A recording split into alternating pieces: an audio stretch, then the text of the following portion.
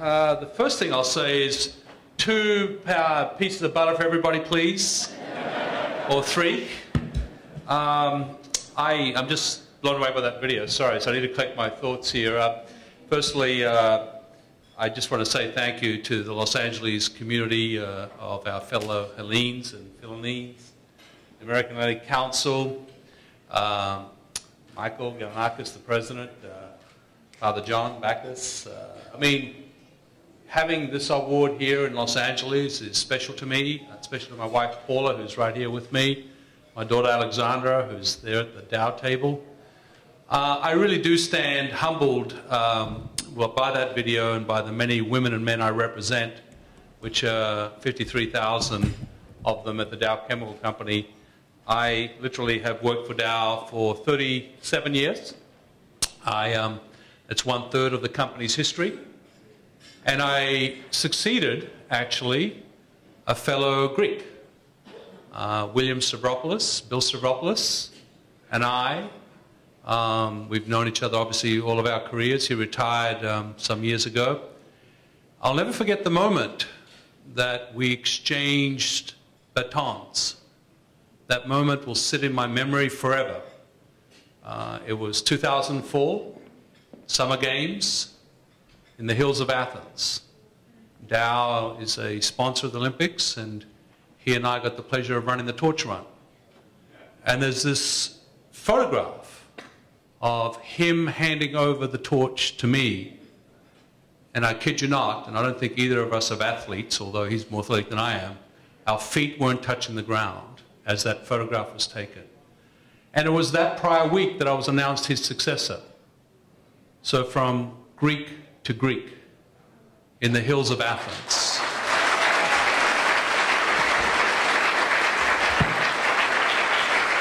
And I get goosebumps even now hearing myself speak about it.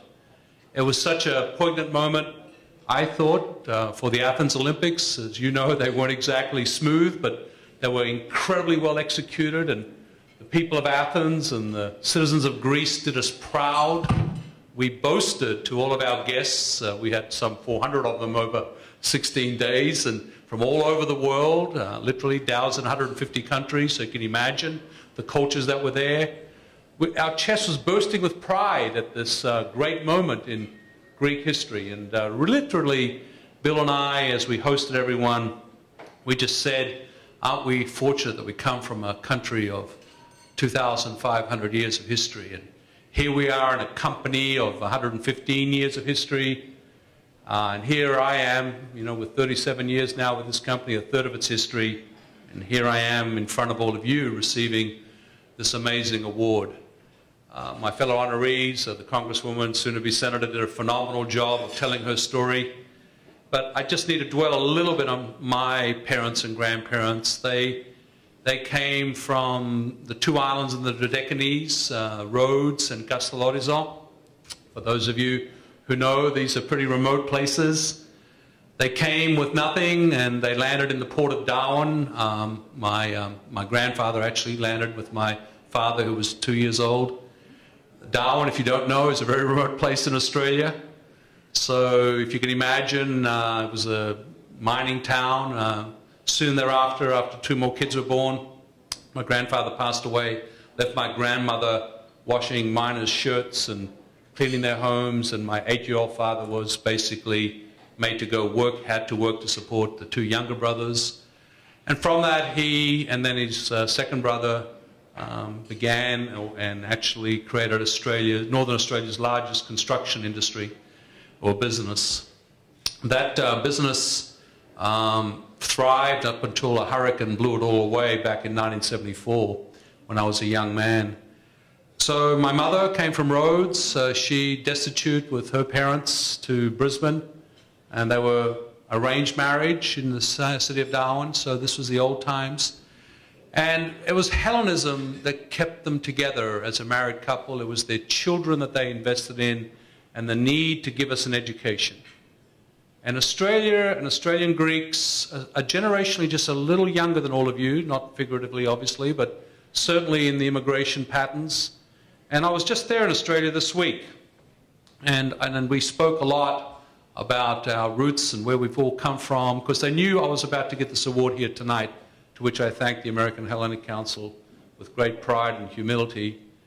And we talked a little bit about what's going on in Greece today. So I'm going to do 2 or 3 things in my remarks, because the video and obviously Hank's great introduction, thank you for that, Hank, did a lot to cover subjects I'm passionate about. I'm going to try and give you a sense of this world we're in that is hurtling from 7 billion to 9 billion, and what it takes to solve our collective humanity is a partnership model that very few of us are ready for. And that partnership model I am passionate about, and while I'm in this job, I'm going to use podiums like this to enlist all of you, because it's no longer us versus them. It's no longer this country versus that country. It's no longer whether it be what happened in the past and we carry these burdens of enemism and fighting each other. If humanity doesn't move to its new paradigm, which is to work with each other, then when we get to 9 billion people and beyond, that unless we find answers that aren't really prevalent today and take courage to address them, then humanity is going to be in a very dark place. And what we've all got to do, and CEOs of large enterprises, CEOs of small companies, people in government, people who have the courage to run for political office, is not allow the addiction of the moment to carry us through. And when we live short-term election cycles, we get carried away by the addiction of the moment. So what we've got to stay true is to our principles. At Dow, what we've done in these last 7 years is to move away from the paradigm of selling a chemical product that leaves our plant fence, and whatever it does, to the paradigm Hank talked about, that we have a responsibility to make sure we provide solutions to all of humanity's challenges, from clean water to affordable energy, to affordable housing, to affordable medicines, and to be held accountable for them, and that's why we listed the 2015 goals. We look at sustainability. Thank you.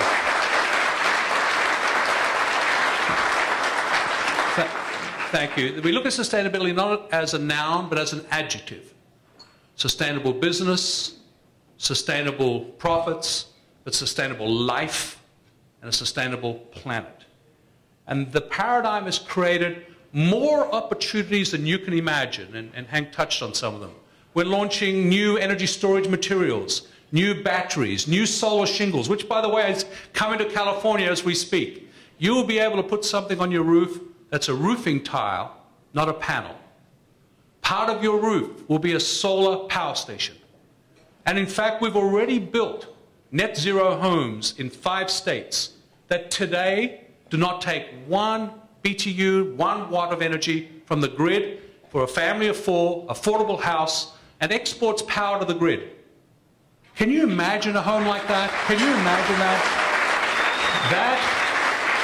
Those are the scientists and the women and men of Dow who've responded to the challenge that we just outlined, that we're going to be part of solving world problems and bringing new technologies and new businesses to the world by working as the second paradigm in partnership.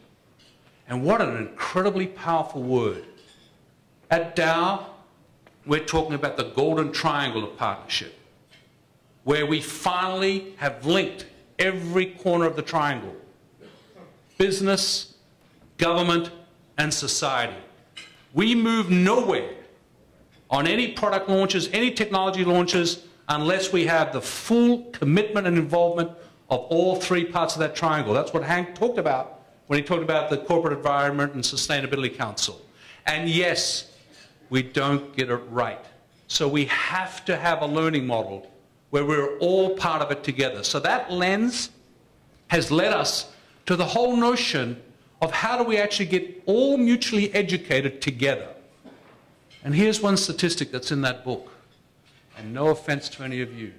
There's some of you in the room who I know what I'm talking about. For every PhD scientist we produce in America, we produce 18 MBAs and 50 lawyers. Think about that.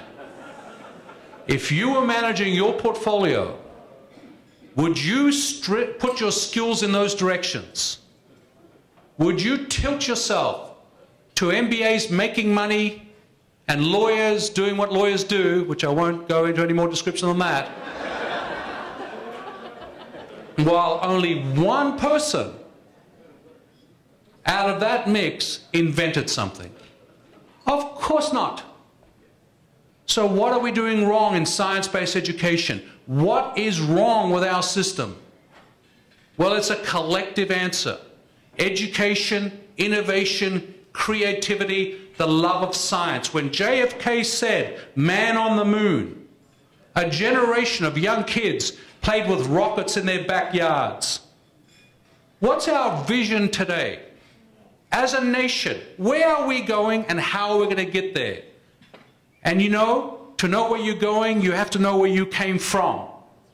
And this nation was built by creative entrepreneurs, children of immigrants, immigrants themselves, some people who came here against their will. They built this nation based on creativity, innovation, and understanding the data before they try to sue each other or try to make money off of money. That is not the world. And if you end up ejecting me from this stage, I'm sorry. But that's what Make It in America finally did. It brought the manufacturing conversation front and center to this nation. I am so pleased that President Obama picked it up. We have a work product for him. He's got it in his hands. 30 days from now, he'll be on a podium somewhere launching it. We're going to be addressing science-based education, vocational training, putting the engineer back on the podium again, making sure, thank you. I thank you.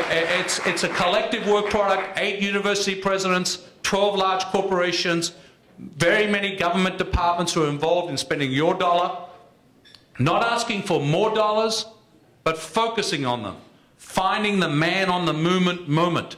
12 technology platforms where we can choose 3 or 4 that America can win in and be #1 in the world in. Putting American manufacturing back on the map, not just as an exporter. Sorry.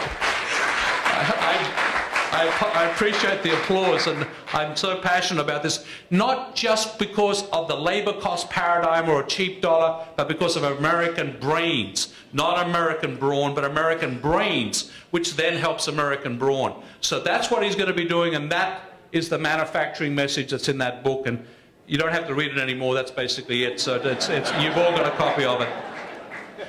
Last thing I want to say is Hellenism. So I am proud to be a Greek. I have Hellenism in my DNA, but I have Hellenism in my family values. My lovely wife Paula and I have raised our kids steeped in family values.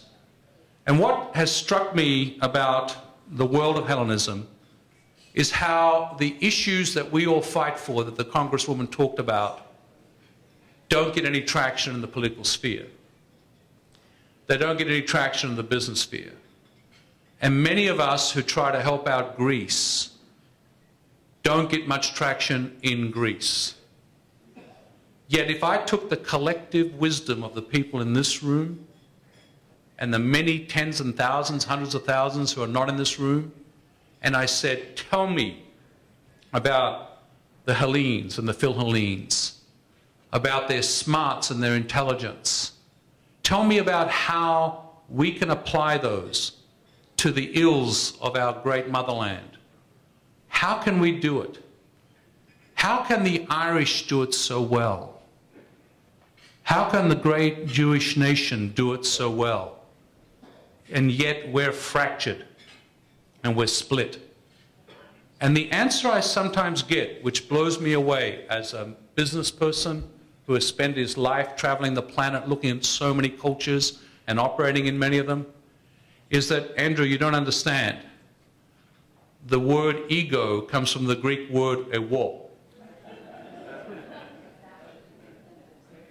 εγώ, me, I. Now, I don't think any of you are in this room because of me or I.